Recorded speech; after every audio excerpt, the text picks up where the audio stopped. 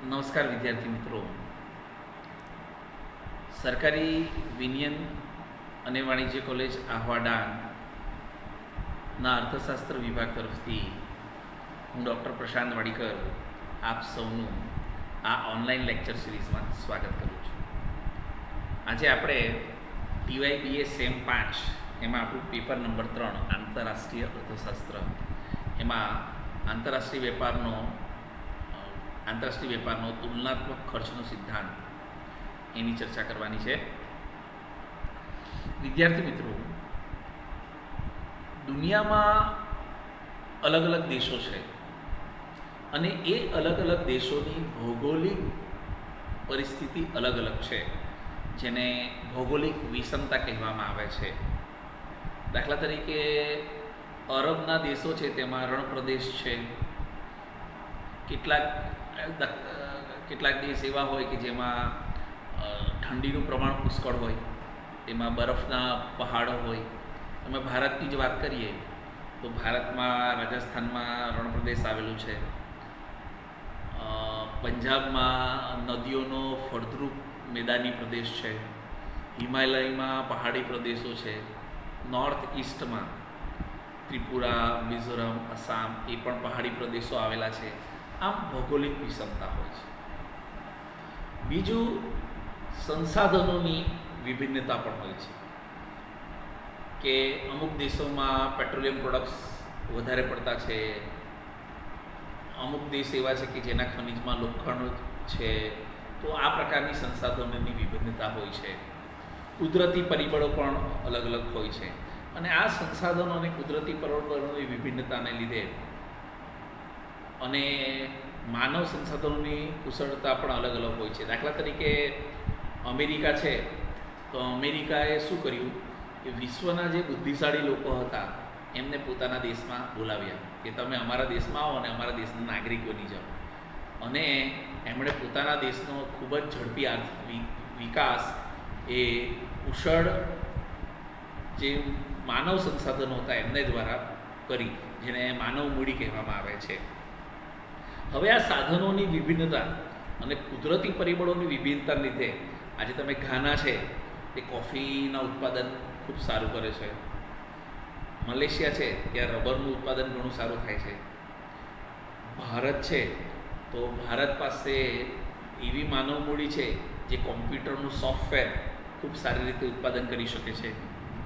આજે આપણે યુટ્યુબ પર ઓનલાઈન લેક્ચર બનાવીએ છીએ કે આ પાવર પોઈન્ટ પ્રેઝન્ટેશન કરીએ છીએ, તો એના માટે એક સોફ્ટવેર બનાવવું પડે છે. તો એ સોફ્ટવેર બનાવતી જે કંપનીઓ છે, માઇક્રોસોફ્ટ હોય, ગૂગલ હોય, ફેસબુક હોય, આવી સોફ્ટવેર બનાવતી જે આ બધી કંપનીઓ છે, એમાં ભારતમાં વિપ્રો, ઇન્ફોસિસ, આ બધી જે કંપનીઓ છે એઓ આ ગૂગલ, ફેસબુક અને સોફ્ટવેર પ્રોવાઈડ કરે છે આ બધી કંપનીઓને.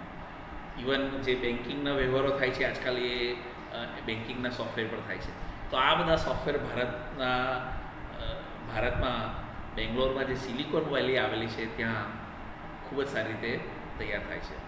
આમ અમુક દેશો અમુક વસ્તુનું ઉત્પાદન અન્ય દેશ કરતાં ઝડપી, ઓછા ખર્ચે અને વધારે સારી રીતે કરી શકે છે. આથી શ્રમ વિભાજન અને વિશિષ્ટીકરણ ઉદ્ભવે છે. એડમ સ્મિથ આને નિરપેક્ષ લાભ કહેતા હતા. અને એક દેશને એક વસ્તુના ઉત્પાદનમાં નિરપેક્ષ લાભ હોય. દાખલા તરીકે ઘાનાને કોફીના ઉત્પાદનમાં નિરપેક્ષ લાભ છે. ડેનમાર્કને ડેરી પ્રોડક્ટના ઉત્પાદનમાં નિરપેક્ષ લાભ છે. મલેશિયાને રબરના ઉત્પાદનમાં નિરપેક્ષ લાભ છે. આ નિરપેક્ષ લાભને લીધે શ્રમ વિભાજન અને વિશિષ્ટીકરણ થાય છે અને તેના લીધે આંતરરાષ્ટ્રીય વેપાર શક્ય બને છે, એવું પ્રોફેસર એડમ સ્મિથ કહેતા હતા. જે ડેવિડ રિકાર્ડો છે તે એડમ સ્મિથની વાતનો સ્વીકાર કરે છે. આ જે સિદ્ધાંત છે આંતરરાષ્ટ્રીય વેપારનો તુલનાત્મક ખર્ચનો સિદ્ધાંત, એની વિસ્તૃત અને વધારે સારી સમજ સર્વપ્રથમ ડેવિડ રિકાર્ડોએ આપી. અને ડેવિડ રિકાર્ડો એડમ સ્મિથ સાથે સહમત હતા કે નિરપેક્ષ ખર્ચ તફાવતને લીધે વેપાર થાય છે આંતરરાષ્ટ્રીય વેપાર, પરંતુ તે એકમાત્ર કારણ.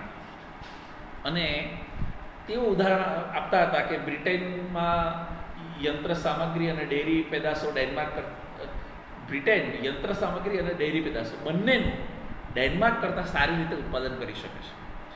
છતાં પણ બ્રિટન યંત્રનું વિશિષ્ટીકરણ કરીને યંત્રનું ઉત્પાદન કરે છે અને ડેરી ઉત્પાદકો માટે ડેનમાર્ક પર નિર્ભર રાખે છે. અહીં બ્રિટનને બંને વસ્તુના કિસ્સામાં નિરપેક્ષ લાભ તો છે, પરંતુ એને યંત્રની બાબતમાં તુલનાત્મક લાભ વધારે છે અને ડેનમાર્કને ડેરી ઉત્પાદકની બાબતમાં તુલનાત્મક ગેરલાભ ઓછો છે. એટલા માટે અહીં વિશિષ્ટીકરણ થાય છે અને બંને દેશો વચ્ચે વેપાર થાય છે. આ રીતે તુલનાત્મક ખર્ચ લાભના સિદ્ધાંતની ડેવિડ રિકાર્ડોએ વિસ્તૃત સમજ આપી. હવે આ સિદ્ધાંતની કેટલીક ધારણાઓ જોઈએ. ઘણી બધી ધારણાઓ છે વિદ્યાર્થી મિત્રો.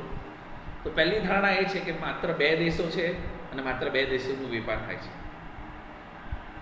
બંને દેશ વચ્ચે મુક્ત વેપાર થાય છે, એટલે કોઈ પણ જાતના અવરોધ વગર બે દેશ વચ્ચે વેપાર થાય છે. વાહન વ્યવહાર ખર્ચ નહિવત અથવા શૂન્ય છે. સ્થિર ઉત્પાદન ખર્ચનો નિયમ કામ કરે છે, એટલે કે ઉત્પાદન વધે કે ઘટે ઉત્પાદન ખર્ચમાં બહુ મોટો ફેરફાર આવતા નથી, એ સ્થિર રહે છે. પાંચમી ધારણા છે ઉત્પાદનના સાધનો આંતરિક બજારમાં સંપૂર્ણ ગતિશીલ, એટલે કે આપણા દેશની અંદર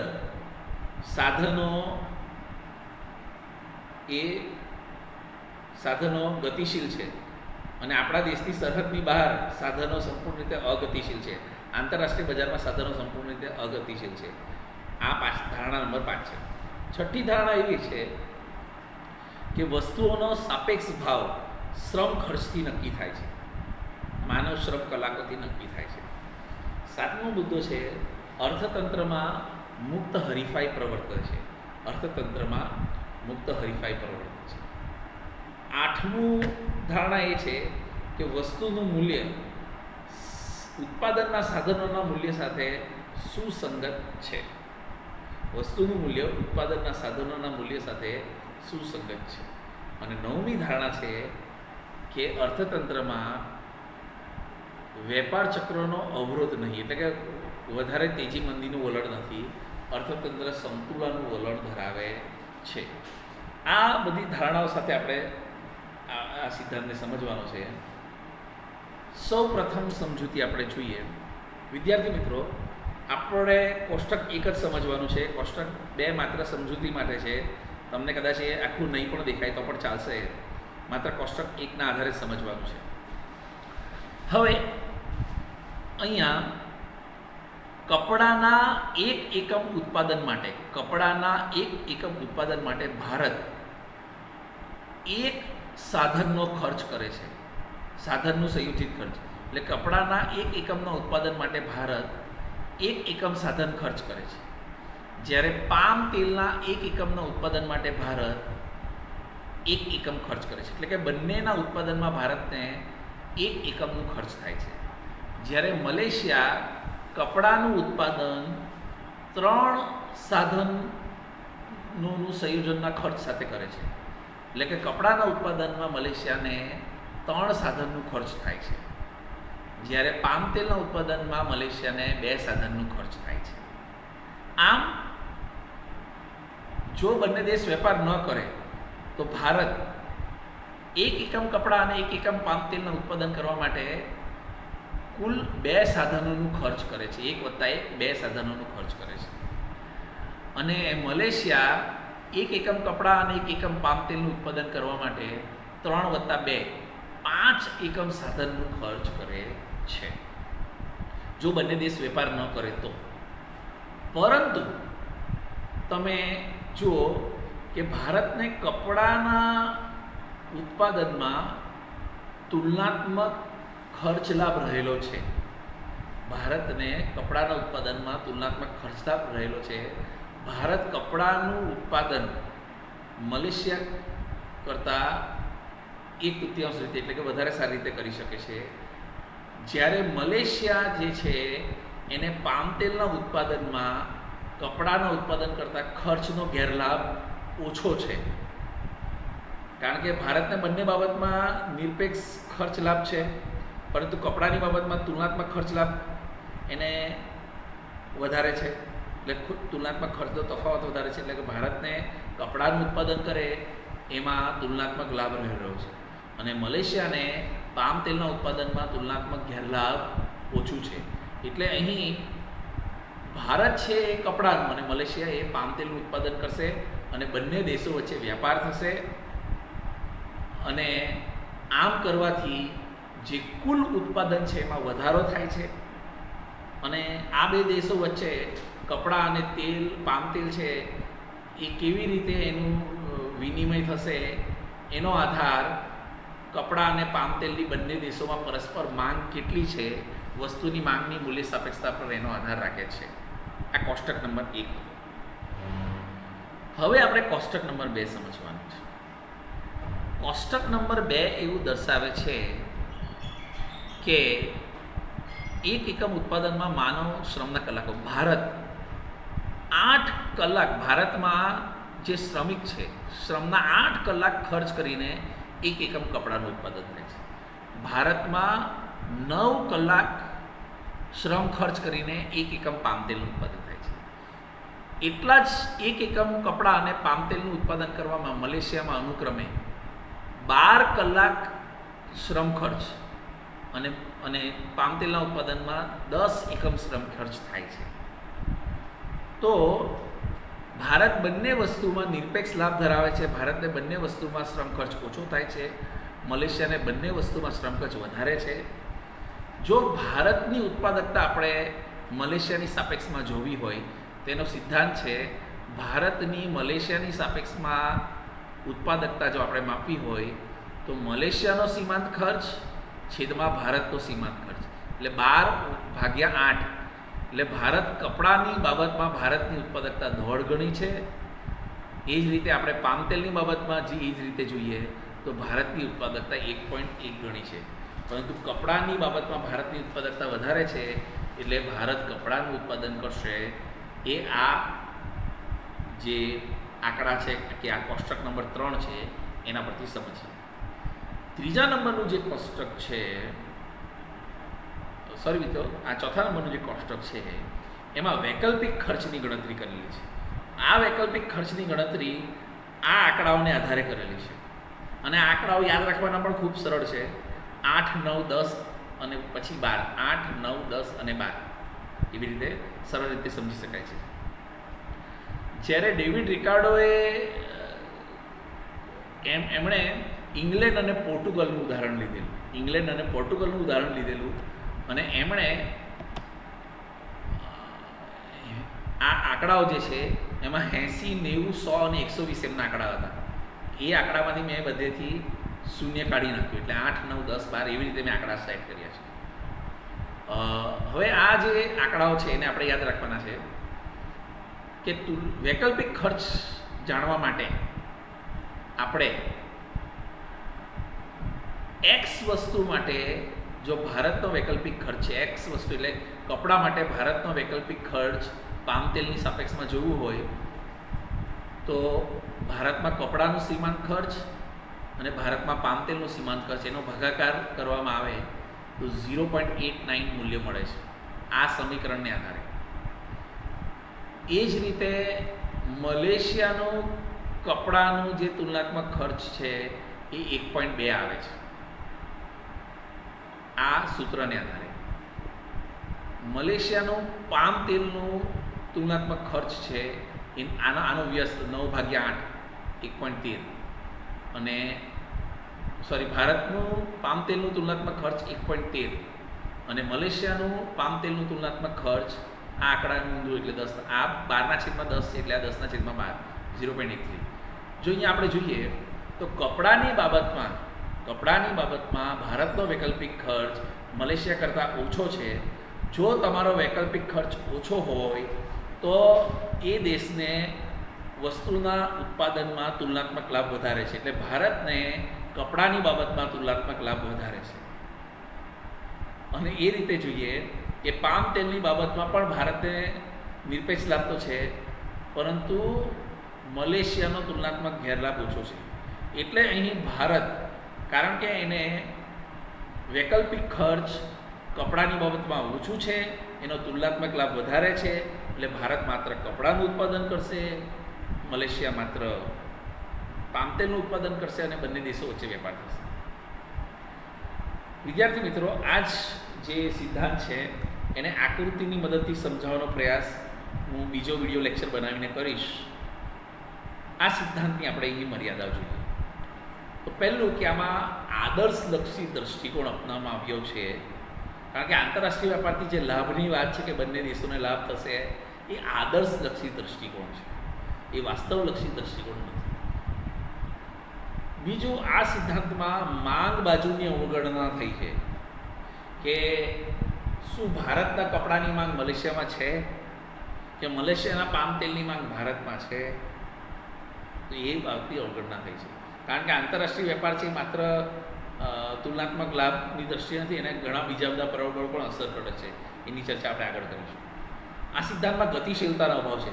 ગતિશીલતાનો અભાવ એટલા માટે છે કારણ કે ઘણી બધી ધારણાઓ છે.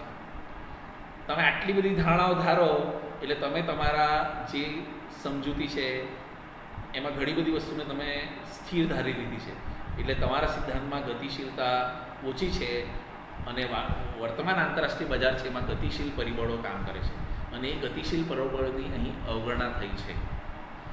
અહીં એક ધારણા એવી છે કે આંતરરાષ્ટ્રીય બજારમાં અગતિશીલતા હોય છે, પણ એ ધારણા એકદમ સાચી નથી.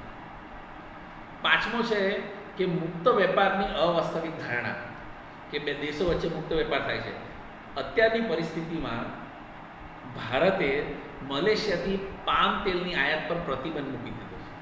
એનું કારણ એ છે કે ભારતના કાશ્મીરના મુદ્દામાં પાકિસ્તાન, તુર્કી અને મલેશિયા, આ ત્રણ દેશોએ ભારતનો કાશ્મીરની સ્થિતિનો વિરોધ કર્યો. એટલે ભારતના આંતરિક મામલામાં મલેશિયાએ દખલગીરી કરી, એટલે ભારતે મલેશિયાથી પામ તેલ મંગાવવાનું બંધ કરી દીધું. મલેશિયાનો 40% પામ તેલ ભારત આયાત કરતું હતું, એટલે મલેશિયાનું સૌથી મોટો પામ તેલની નિકાસ ભારતમાં થતી હતી. પરંતુ મલેશિયા ભારતની આંતરિક બાબતમાં દખલઅંદાજી કરી, એટલે ભારતે મલેશિયા સાથે વેપાર સંબંધો ઓછા કરીને એની પામ તેલની આયાત બંધ કરી દીધી. એ રીતે અત્યારે તમે જુઓ કે ચીનની આપણે એપ્સ છે એના પર બેન કરી છે, ચીનની બધી કંપનીઓ પર આપણે બેન મૂકીએ છીએ. એ જ રીતે જોવા જઈએ પાકિસ્તાન સાથે આપણો વેપાર કેવો છે જાણીએ છીએ. અમેરિકા પણ ચીનની ઘણી બધી વસ્તુઓ પર બેન મૂકે છે, ઓસ્ટ્રેલિયાએ પણ ચીનની ઘણી બધી વસ્તુ. આમ આંતરરાષ્ટ્રીય વેપારમાં જે મુક્ત વેપારની ધારણા છે એ થોડી ઘણી અંશે અવાસ્તવિક છે. એટલે આ પાંચમી ધારણા છે એ પણ એક મર્યાદા છે. આવકના પરિબળની અવગણના, કે દેશોની જે માંગ છે, જે દેશોની આયાત છે, એ દેશોના રાષ્ટ્રીય આવક પર આધાર રાખે છે. સાતમી એવી અહીંયા જે કરવામાં આવી છે કે દેશો સંપૂર્ણ વિશિષ્ટીકરણ કરશે, તો કોઈ પણ દેશ કોઈ પણ વસ્તુનું સંપૂર્ણ વિશિષ્ટીકરણ કરે એ શક્ય નથી. દાખલા તરીકે ભલે ઘાનામાં વિશ્વની શ્રેષ્ઠ કોફીનું ઉત્પાદન થતું હશે અને આપણે ઘાનાથી કોફી મંગાવતા પણ હશે, આયાત પણ કરતા હશે, પણ ભારતના પોંડિચેરીમાં પણ કોફીનું ઉત્પાદન થાય છે, એટલે ભારતમાં પણ કોફીના બગીચાઓ આવેલા છે. આઠમો મુદ્દો છે કે આ જે સિદ્ધાંત છે એ સ્વાવલંબનના મહત્ત્વને અવગણે છે. આજે તમે જુઓ કે ભારતમાં સ્વદેશી અપનાવો, કે લોકલ ને વોકલ, એટલે કે આપણી સ્વદેશી વસ્તુઓની આપણે બજારમાં એને આંતરરાષ્ટ્રીય બજાર સુધી લઈ જવાનું છે. સ્વાવલંબનની વાત કરીએ તો અમેરિકાએ જાપાન પર 2 પરમાણુ બોમ્બ ઝીક્યા હતા અને એના પછી જાપાની લોકોએ અમેરિકાની વસ્તુઓનો વિશ્વ વેપારમાં એ લોકો અને અમેરિકાની વસ્તુ ખરીદતા નહીં હતા. આમ સ્વાવલંબનનું પોતાનું એક મહત્ત્વ છે. આ સિદ્ધાંત સ્વાવલંબનના મહત્ત્વને અવગણે છે. બીજું છે સંરક્ષણની બાબતો હોય એ ખૂબ સંવેદનશીલ બાબતો હોય છે. ખાસ કરીને એટોનોમિક હથિયારો છે, અમુક જાતના લડાકુ યુદ્ધ વિમાનો છે, તો એની બાબતમાં આપણે વિશ્વમાં માનો કે આપણો કોઈ દુશ્મન દેશ હોય તો એના પર આપણે નિર્ભર રાખી શકીએ નહીં. માનો કે ચીન ચીન સાથે અત્યારે આપણા સરહદ પર ઘર્ષણ ઊભું થયું છે, તો સંરક્ષણ હથિયારો આપણે ચીન પાસેથી ખરીદી શકીએ નહીં, કારણ કે સંરક્ષણ નીતિ એ ખૂબ ગુપ્ત હોય છે. એટલે આમાં આંતરરાષ્ટ્રીય વેપારનો તુલનાત્મક લાભનો સિદ્ધાંત અહીં કામ કરશે નહીં. 10મો મુદ્દો છે કે વિદેશી ગુંડિયામણની સ્થિતિ. શું રાષ્ટ્ર પાસે આયાત કરવા માટે પૂરતું વિદેશી મૂંડિયામણ છે? એના દેશની જે કરન્સી છે કે આપણા દેશની જે કરન્સી છે કે આપણા દેશનું જે ચલણ છે એનું મૂલ્ય શું છે? આ બધા મુદ્દાઓ પણ અસર કરે છે, કારણ કે આંતરરાષ્ટ્રીય વેપાર છે. એટલે 11મો મુદ્દો છે વ્યૂહાત્મક અભિગમ. દુનિયાના દેશો પેટ્રોલિયમ પ્રોડક્ટ્સની માટે મોટા ભાગે મિડલ ઇસ્ટ દેશો, જે અરબના દેશો છે એના પર આધાર રાખે છે. ઈરાન, ઈરાક, સૌદી અરેબિયા, આ બધા જે દેશો છે એના પર આધાર રાખે છે. અમેરિકા અને મલેશિયામાં પણ, અમેરિકા અને રશિયામાં પણ તેલના કૂવાઓ ઘણા બધા છે.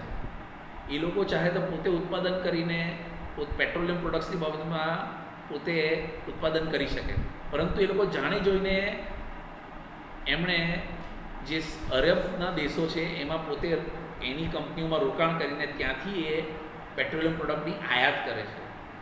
એ લોકોનો વ્યૂહાત્મક અભિગમ છે. એટલે જ્યાં વ્યૂહાત્મક અભિગમ હોય ત્યાં આ સિદ્ધાંત કામ કરતો નથી. ઓહલીન એવું જણાવે છે કે આ સિદ્ધાંત છે કે આ અભિગમ છે એમાં ગેરસમજ છે, કારણ કે આજે તુલનાત્મક ખર્ચને અસર કરતા પરિબળોને અહીંયા અવગણવામાં આવ્યા છે, એવું ઓહલીનનું મત. વિદ્યાર્થી મિત્રો, અહીં આ લેક્ચર પૂરો થાય છે. વિદ્યાર્થી મિત્રો, આ લેક્ચરો ઘણી મહેનત કરીને બનાવવામાં આવે છે. આ લેક્ચરની ગુણવત્તા હજુ કેવી રીતે સુધારી શકાય એ માટે આપના મંતવ્યો, સૂચનો આવકાર્ય છે. અને આ ઓનલાઈન શિક્ષણમાં હું અલગ સ્થળ પર બેસીને ભણાવું છું, તમે અલગ સ્થળ પર બેસીને ભણતા હશો, તમે તમારા ઘરોમાં આ લેક્ચર જોતા હશો. પણ જો હું આ લેક્ચર બનાવવામાં ખૂબ જ ઉત્સાહ રાખું છું અને તમને ભણાવવામાં હું ખૂબ જ ઉત્સાહ રાખું છું, તો તમે પણ ખૂબ જ ઉત્સાહથી ભણજો. અને કારણ કે તમે જે કામ ઉત્સાહથી કરશો એના લીધે તમારી ખૂબ પ્રગતિ થશે અને તમે જીવનમાં ખૂબ પ્રગતિ કરો, એવા શુભ વિચાર સાથે આજે આ લેક્ચર અહીંયા પૂરું કરીએ છીએ. નમસ્કાર.